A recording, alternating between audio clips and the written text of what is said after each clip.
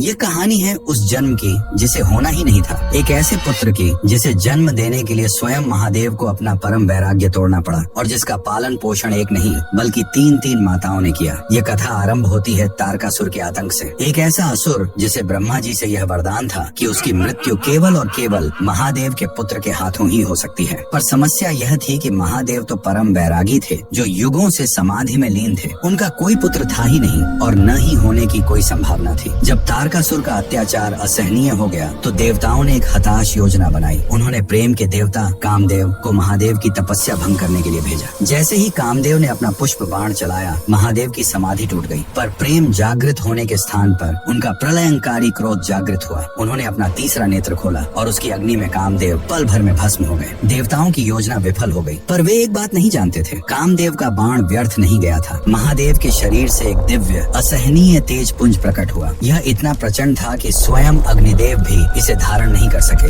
उन्होंने इसे देवी गंगा को सौंप दिया, पर गंगा का पवित्र जल भी उस दिव्य अग्नि के ताप से उबलने लगा। उन्होंने भी विवश होकर उसे श्रवण वन में स्थापित कर दिया। उसी क्षण वह एक तेज पुंज 6 सुंदर शिशुओं में बदल गया। तभी आकाश से 6 कृत्तिकाएं यानी तारों का समूह गुजरी और उन शिशुओं को देखकर उनका मातृत्व जाग उठा। उन्होंने उन बालकों को अपना दूध पिलाकर उनकी रक्षा की। जब यह समाचार माता पार्वती तक पहुंचा तो वे उस वन में पहुंची। उन 6 बालकों को देखकर उनके हृदय में मातृत्व का ऐसा सागर उमड़ा कि उन्होंने उन सभी को एक साथ अपने आलिंगन में भर लिया और उसी क्षण वे 6 शरीर एक हो गए। एक ऐसा बालक जिसका एक शरीर था पर 6 सिर थे। कृत्तिकाओं द्वारा पाले जाने के कारण वे कार्तिकेय कहलाए और 6 मुख होने के कारण षडानन। वे किसी गर्भ से नहीं बल्कि महादेव के तेज, गंगा की पवित्रता और कृत्तिकाओं के मातृत्व से जन्मे थे। वे प्रेम के लिए नहीं, धर्म की स्थापना के लिए जन्मे थे। उस देव सेनापति भगवान कार्तिकेय के सम्मान में जिनके जन्म के लिए स्वयं देवताओं को प्रतीक्षा करनी पड़ी, कमेंट्स में जय श्री कार्तिकेय अवश्य लिखें।